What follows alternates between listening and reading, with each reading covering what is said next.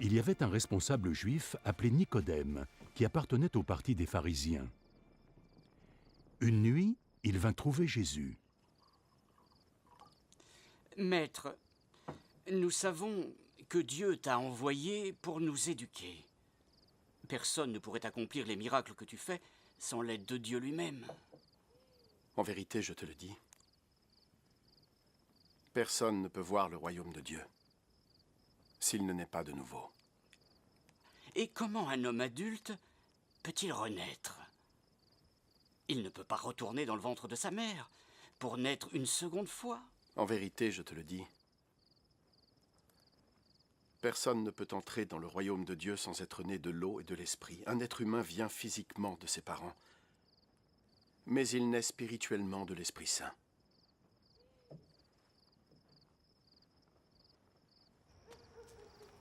Ne sois pas surpris, parce que je te dis qu'il vous faut tous renaître.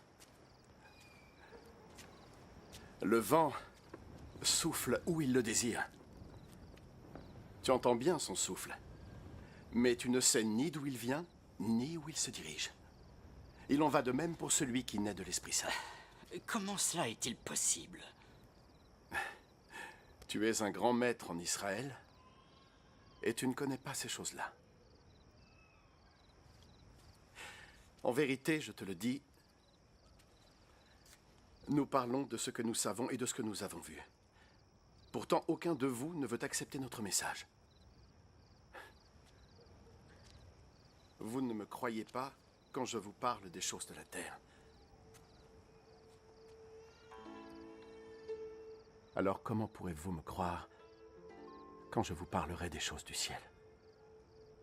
Aucun être n'est jamais monté au ciel, à part le Fils de l'homme, qui est descendu du ciel. De même que Moïse a élevé le serpent de bronze sur un bâton dans le désert, de même le Fils de l'homme doit être élevé, afin que ceux qui croient en lui aient la vie éternelle. Car Dieu a tellement aimé le monde qu'il a donné son Fils unique pour que tout homme qui croit en lui ne meure pas, mais obtienne la vie éternelle. Car Dieu n'a pas envoyé son Fils dans le monde pour en être son juge, mais pour en être son sauveur. Mais ceux qui ne croient pas ont déjà été jugés, parce qu'ils n'ont pas cru au Fils unique de Dieu.